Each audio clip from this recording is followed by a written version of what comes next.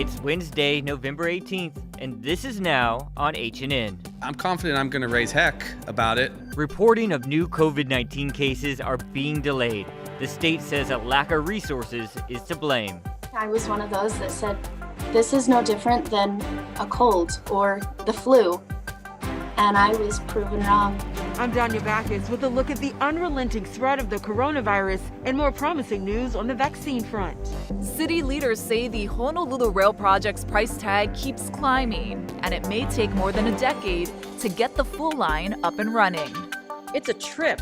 These stories, plus we're talking to a Disney princess. And I was really looking forward to starting it off in Hawaii. That's coming up on This Is Now.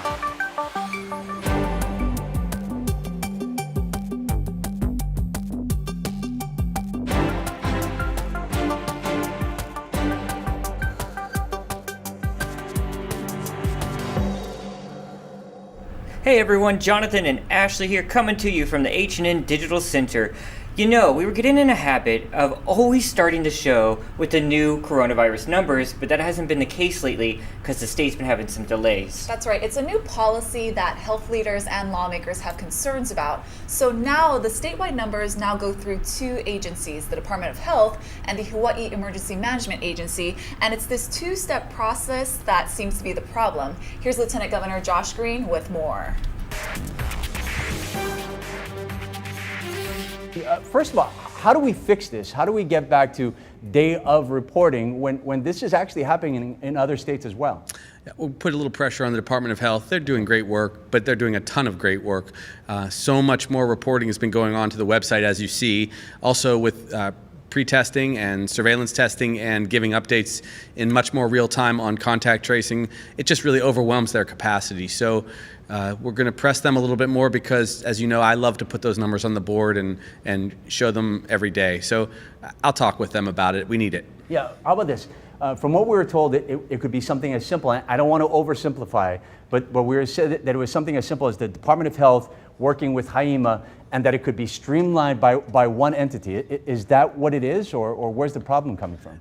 Well, it has been that way for quite some time. It was before we changed out our leadership. It mostly went to HIEMA, and I have a HIEMA meeting many times a day, but the main ones are 8 and 9 in the morning. So it's a process of deciding what's most important information to get out. But people really like that number. Most important to remember is it's the trends. It's the trends that make the difference. It's really not the number that you see on any individual day. But look, I love numbers. Americans love numbers. Hawaii guys love numbers. So let's get you numbers. Yeah, and because we're so vested in the day-to-day progress, I would imagine that. So you're confident that we're going to get it back to where it was?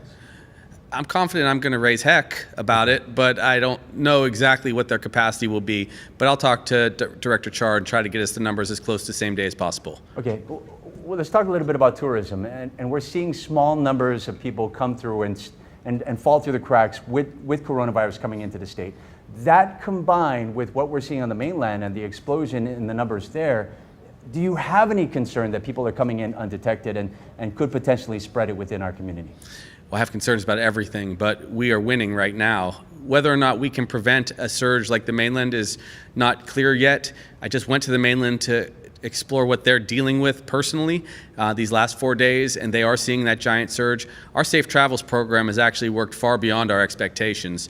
No one else is doing it like we are, although Pennsylvania announced today that they're going to emulate Safe Travels Hawaii with exactly our same process, a 72-hour pre-test. Otherwise, you have to do 14-day quarantine. It's just plain working. Now, of course, as Fauci said on our show together, some cases will sneak through. I can tell you the number, 1 out of 714. It's 0.13%, or 24 cases out of 17,146 were positive. That number is so low, it's lower than our base rate of COVID. But we have to be safe. These next 2 months are very important because I want to get us to the vaccine where we can start protecting our kupuna, our first responders. It's working beyond expectations. There's encouraging news from the vaccine front. Drug maker Pfizer says it plans to apply for emergency use authorization in the coming days. Danya Backus has more on that and other developments from the mainland. As Americans wait in long lines across the country to get tested for the coronavirus, Pfizer and its partner BioNTech announced plans to apply for emergency use authorization of their vaccine after results show it is 95% effective. This is an extraordinarily strong protection. Pfizer says the vaccine appears to protect older people and has virtually no side effects. The development comes as a White House coronavirus task force report obtained by CBS News shows 47 states are now in the red zone for new cases. The task force calls the spread of the virus aggressive and unrelenting. At least 37 states have imposed new coronavirus restrictions in November. Here in Los Angeles County, restaurants and bars must now close at 10 p.m. starting Friday to slow the spread. In Michigan, officials sent an emergency alert to cell phones about mask wearing and new restrictions.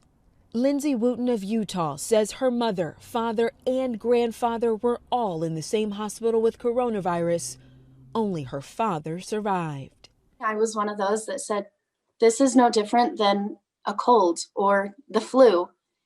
And I was proven wrong, not once, not twice, but 3 times. And because of surging cases, New York City announced schools are going back to remote learning starting Thursday. Danya Backus, CBS News, Los Angeles. The price tag for Honolulu's rail project keeps going up, and it may be 13 years before the 20-mile line is actually up and running. That's according to a letter sent to the Federal Transit Administration by Honolulu Mayor Kirk Caldwell and others. The Star Advertiser reports the new estimated cost for the problem-plagued project is now $11 billion. That's over $1 billion more than previous estimates.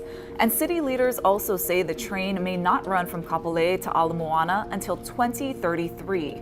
Honolulu Authority for Rapid Transportation, or HART, has said the project would be completed in 2025. The letter to the FTA asked to extend $250 million in funding to next year. It's currently set to lapse at the end of this year. The feds are withholding the money until they see enough progress on the project or a detailed plan. The letter says the biggest obstacle continues to be relocating utilities along Dillingham Boulevard. I was just checking out this interesting story that Civil Beat has posted today. It's entitled, "Here's How One Honolulu Cop Got His Job Back After He Was Fired for Misconduct." We talked to the reporter Nick Grube about this morning on Sunrise. Yeah, absolutely. Just starting off, Nick, let's backtrack here a little bit and talk about what changed in September as far as the laws are concerned. So for the past 20 or so years, Honolulu police officers and Hawaii police officers, their misconduct records were mostly kept secret and confidential because of an exemption in the public records law.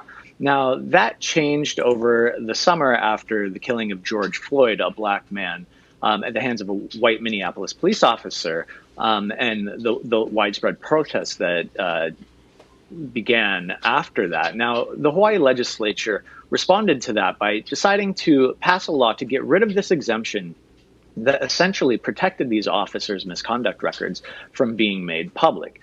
David Ige, of course, signed that bill into law in September, which at Civil Beat meant that we could then request an officer's disciplinary files. Among the first records that I received was an arbitration decision for William Suarez, a Honolulu police officer who had been fired for driving under the influence and fleeing the scene of the accident. Now, of course, an arbitrator had overturned that decision to fire Suarez for a number of reasons, including a number of mistakes that were made by the Honolulu Police Department investigators who were trying to build a case to get him off of the force. Now, it's kind of shocking to hear these stories about misconduct and then officers getting their jobs back and staying on the force and serving us. But Suarez is actually not the only officer. Officer Darren Cachola is another example, right? That's correct. As your viewers might remember, Darren Cachola was a police officer who was caught on surveillance video basically fighting with his girlfriend in a Waipahu restaurant. And now the video sent shockwaves through the community. People were really upset about it, including a number of Hawaii lawmakers who wanted to really hold HPD accountable for how it addressed domestic violence within the ranks. Now, the police department tried to fire Darren Cachola, but after he appealed that termination, an arbitrator again stepped in and said, HPD, you have to bring him back on, and from what we understand at this point, also give him back pay. So at this point, both officers, Suarez and Cachola, are still serving our community. And a lot of this has to do with their support from the police union, right? That's correct. So the Hawaii Police Union, or SHOPO as it's commonly referred, has a collective bargaining agreement that essentially gives police officers multiple opportunities to appeal disciplinary actions against them, whether it's a written reprimand or a one-day suspension or a termination. And as they go through this grievance process, they have SHOPO lawyers on their side, sort of picking apart the department's case against the police officer for termination. In the case of Suarez, what the arbitration decision we got our hands on showed us was that they used a lot of technicalities from the investigation to sort of highlight the many mistakes that HPD's officers made, whether it was accidentally saying that he forgot to render aid at the scene of a car accident in which he was the only person who was involved with that accident, or whether he was lying about his cell phone battery being dead, which is why he left the scene of the car accident, rather than focusing on the fact that on his walk home to sort of call in the accident that he had passed by numerous payphones, HPD's headquarters, and the Chinatown substation where he actually used to work. Boeing's 737 MAX airliner will be allowed to fly again after the FAA decided to remove a grounding order. The jet hasn't flown passengers since March of last year after 2 deadly crashes killed hundreds of people. Chris Van Cleve has more. The 737 MAX ungrounding order comes after nearly 20 months of work addressing a design flaw that led to 2 deadly crashes just months apart. At the center of the redesign is the MCAS anti-stall system linked to both accidents. The changes, agreed upon by regulators from around the world, add redundancy to the sensors that can trigger MCAS while limiting how that system operates, so it should no longer be able to overpower a flight crew. FAA Administrator Steve Dixon flew the plane last month. But we're going to make sure that the process is completed correctly. The ungrounding is unwelcome news for the families of the 346 killed in the MAX crashes.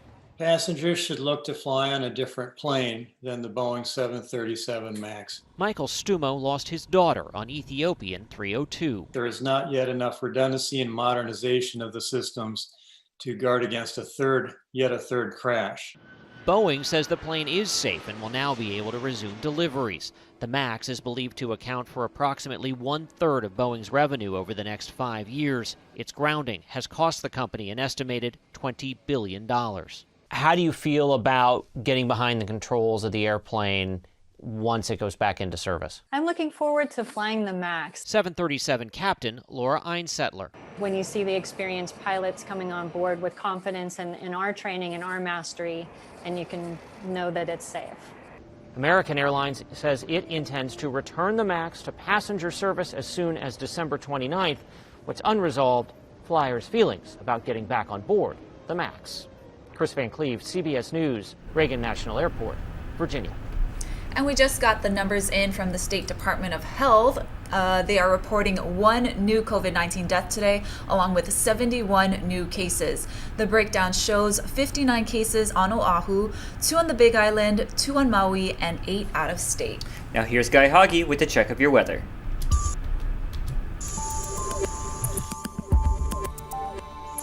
How's it on this Wednesday? There's a stormy disturbance hanging around Kauai. They're getting swamped by some heavy rain with some flashes of lightning and thunder as well. Look at all those thunderstorms slowly moving to the west. And that means fewer showers for the rest of the state, although there are some windward and Mauka showers this morning, light to moderate rainfall totals for the rest of the state. And those trade winds will be filling in. Not for Kailua Kona, though. They will get just a light winds there. So for today, we'll have a squishy day. Cloudy skies, scattered showers moving through from time to time.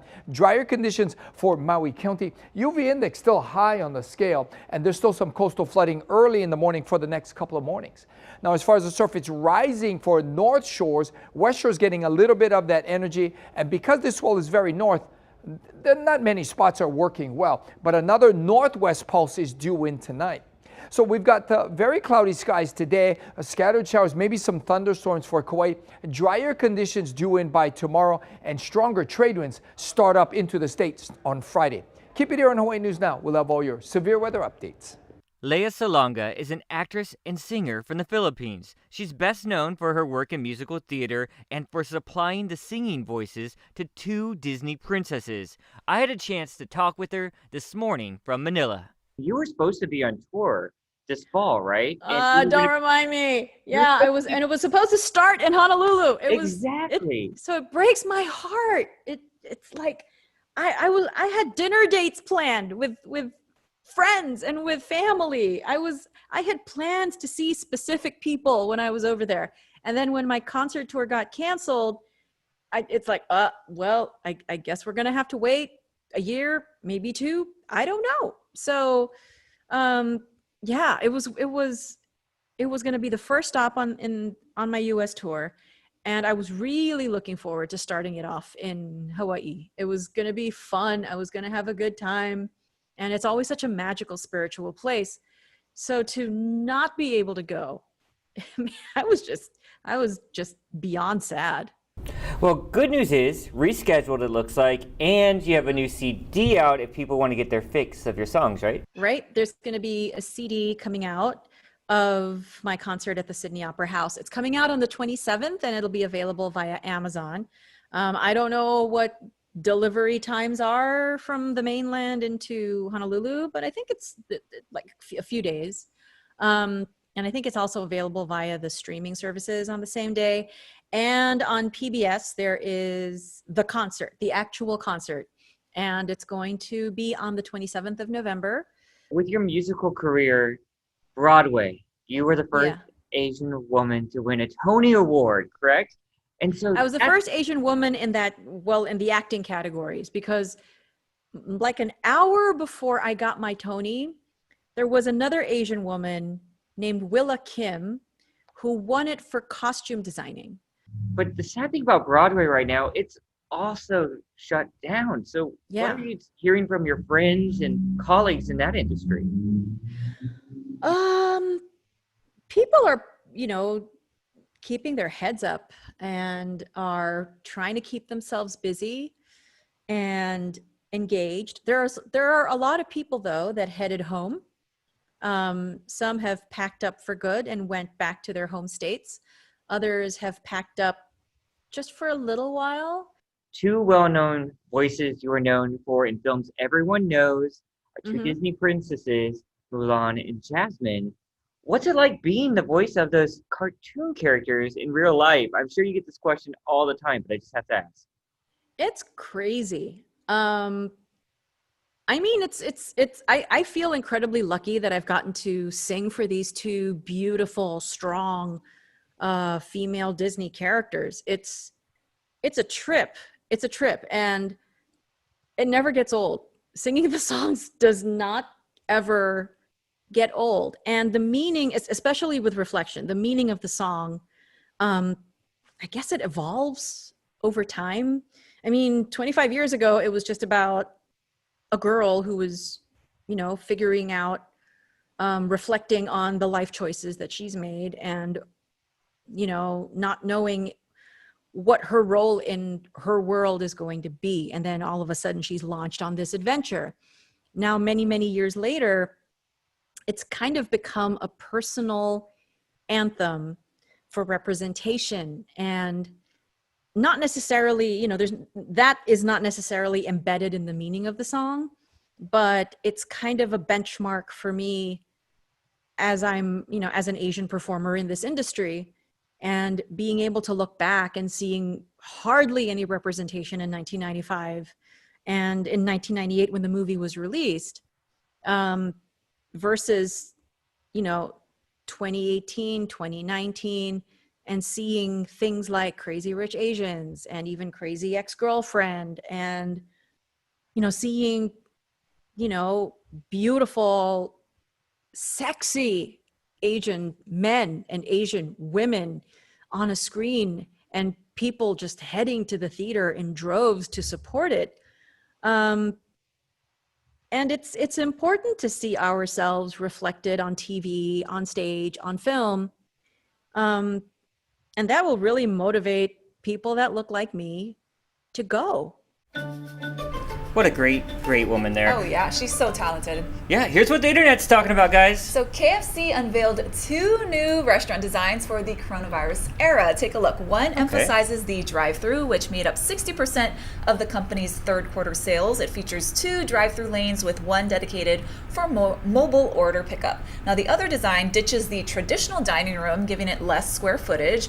Both concepts include a brightly lit red bucket that directs customers to a new cubby system for online and pickup orders. Love me some KFC. That's right. And before it goes on the auction block, President Obama's Punahou basketball jersey is in Hawaii for a media preview. Here's Billy V with a look. Thank you very much. We're at an undisclosed location here on the west side of Oahu, and I'm talking story with Martin Nolan, who's the executive director of Julian's Auctions. Just a little bit of backstory. Julian's Auctions, they are known for exclusive, for items from famous celebrities worldwide, and so we're here today with this jersey. Yes, worn by Barry or Barack Obama, our president, during his final year, 78-79, the state championships, Punahou High School basketball, number 23, such an important part of our pop culture, our historical, our political history. We brought it back to Hawaii one more time, and maybe somebody here might want to own it and keep it here on the island, bring it back home, because really, this is where it should be. Okay, now your organization, your company has been has set world records for, like, let's see, Michael Jackson's White Glove. There is Marilyn Monroe's Happy Birthday, Mr. President dress. Kurt Cobain's guitar. Over 6 million. And Billy, I have my eye on that shirt, because maybe that should come to the auction too. We could set another world record at Julian's Auctions. We have to get famous first, but that's another story. We're working here. on that. So, okay, with those kinds of prices there, how much do you think that this will go for? Yeah, so conservatively estimated 150 to 200,000. Billy, wow. People are already bidding on live on this right now. We have bids on this already at julianslive.com. So if you can't be in Los Angeles on December 4th for this auction, you can see and hear the auction at Julian's live streaming. Click those buttons, bid, and hopefully win something. There's over 2,000 items. It's 4 days of auctions: rock and roll, Hollywood, and sports, December 1st, 2nd, 3rd, and 4th. Something for everyone, truly. All right, there you go. Go to their website. You want more information from an undisclosed location on Oahu, standing not too close to the Punahou jersey of Barack Obama, the 44th President of the United States. I'm Billy V for This Is Now. I'll take it. You know what I want for Christmas. Okay. Keep adding it to the list. They're saying it could go for 200 grand, so. Were you good this year? All right. Yeah. Well, you guys, many of you probably know about Make-A-Wish Hawaii's Jingle Rock Run. It's a festive holiday walk through downtown Honolulu that draws hundreds of people. Well, because of the pandemic, Make-A-Wish is transforming the event into the Jingle Rock Ride, a socially distanced event where you and your family drive around Oahu to see the best holiday light displays. So if you and your neighborhood go all out for the holiday lights and decorations every year, Make-A-Wish wants to know, and you guys can be featured in the event, which takes place on December 13th. To submit your neighborhood for consideration, email events@hawaii.wish.org by this Friday. I love that idea. Yeah. Very cool. Yeah, I'll take part. We'll have to decorate the studio. That's right. The digital center is going to get some decorations. That's going to do it for This Is Now on this Wednesday, halfway through that work week, folks. We'll be back here tomorrow. Stay tuned. Have a good one.